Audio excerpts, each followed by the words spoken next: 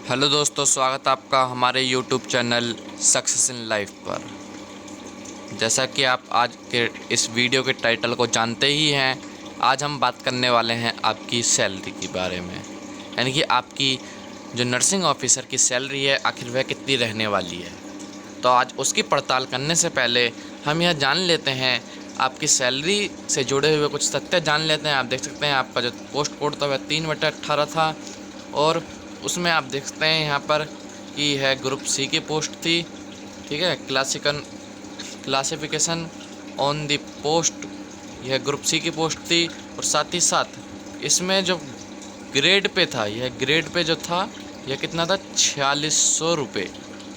तो इसी 4600 रुपये को ध्यान में रखते हुए अब हमें आपका निकालना है क्या, बेसिक पे। तो बेसिक पे निकालने के लिए हमें कहाँ जाना पड़ेगा, गूगल पर सर्च करके देखते हैं हम कि आपका क्या बेसिक पे निकल कर आता है और आपको आगे बताएंगे। तो हमने गूगल पर सर्च करा है सैलरी कैलकुलेटर 7th पे कमीशन। तो आप देख सकते हैं यहाँ पर सैलरी कैलकुलेटर से रिलेटेड कई सारी जो हैं क्या आई हैं साइट्स निकल कर आ चुकी हैं। और मैं बता दूं, मैंने इनमें से एक साइट पहले से ही खोल कर रख ली है। आप देखते हैं यह वाली gservants.com वाली, यानी governmentservants.com वाली ये साइट खोली है। इस पर एक पे मैट्रिक्स निकाला और वहाँ पर आप देख सकते हैं कि यहाँ लेवल लिखे हुए हैं आपकी पोस्ट के। यहाँ क्या लिखा हुआ है, ग्रेड पे लिखा हुआ है, ये पे बैंड लिखा हुआ है। ऊपर जो ये सबसे ऊपर वाला कॉलम है पे बैंड का है, उसके बाद ग्रेड पे है, उसके बाद एंट्री पे, उसके बाद लेवल है।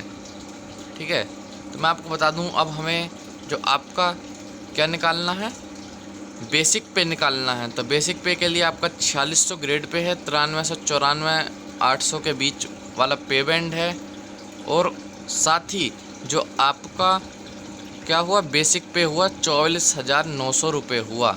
आप इसे हटा देता हूँ, आप देखते हैं आराम से, ये 44,900 रुपये जो है आपका क्या हुआ, बेसिक पे हुआ। अब इस बेसिक पे के हिसाब से हम आपको बताएंगे कि आपकी सैलरी क्या रहने वाली है। और इसी बेसिक पे के उस पर हम आपको यह दिखाने वाले हैं कि पिछले जो कुछ ऑफिसर्स हैं, कहाँ नर्सिंग ऑफिसर्स हैं, उनकी सैलरी स्लिप हमारे पास है। तो उसका डाटा हम आपको दिखाते हैं। कुछ एक हमारे पास पूरी टेबल है उसकी, उसको हम दिखाते हैं आपको। आप ध्यान से देखिएगा उसको। तो आप यह देख सकते हैं, यहाँ पर हमने पहले ही डाउनलोड कर ली है वह। तो इसके अंतर्गत हमने पिछले जो कुछ ऑफिसर्स हैं उनकी निकाली है लिस्ट कि उनकी सैलरी आखिर कितनी बन रही है। तो उसी सिलसिले में आपको बता दूं कि आपका मैंने क्या बताया था, ग्रेड पे है वह कितना है, 4600। और जो आपका बेसिक पे है, बेसिक पे आप यहाँ देख सकते हैं, बेसिक पे की लिस्ट है, बेसिक पे है 44,900। तो 44,900 वाले क्रम में मैं आपको दिखा दूँ कि आपकी सैलरी कितनी बनेगी। तो आपका जो डीए है वह डीए आपको 7,633 रुपये मिलेगा। हाउस रेंट अलाउंस एचआरए जो है वह आपको 10,776 रुपये मिलेगा। टीए जो है आपको ट्रैवल अलाउंस वह 3,600 रुपये मिलेगा। और डीए ऑन टीए, यानी कि टीए के ऊपर डीए कितना मिलेगा, वह 612 रुपये मिलेगा। तो उसी हिसाब से आपकी जो ग्रॉस सैलरी हुई वह कितनी हुई, 67,521 रुपये। यह वह सैलरी नहीं है जो आपको हैंड में मिलेगी, आपके हाथ में मिलेगी, क्योंकि इसमें से कुछ डिडक्शंस भी होनी है। आप देखते हैं यहाँ पर एनपीएस में है जो पैसा जाएगा यह आप ही का है। आप इससे निश्चिंत हो जाएं कि यह आपको नहीं मिलेगा, यह आपका इकट्ठा होता रहेगा, आपको एक साथ बाद में मिल जाएगा जब आपकी सर्विस पूरी हो जाएगी। तो यहाँ पर आपको 5,253 रुपये दिखाई दे रहे हैं, ये आपके एनपीएस के लिए कटेंगे। तो इसलिए यह डिडक्शन मानी जाएगी, क्योंकि आपको इन हैंड सैलरी नहीं मिल रही है। इनकम टैक्स आप देख सकते हैं यहाँ पर 24,624 रुपये कट रहा है। ठीक है, और वहीं मैं दूसरी एक और आपको वह दिखा दूं, बेसिक पे वाली, इसमें 44,900 रुपये बेसिक पे है। वहीं डीए भी सेम मिल रहा है, एचआरए भी सेम मिल रहा है, टीए भी सेम मिल रहा है, डीए ऑन टीए भी सेम मिल रहा है।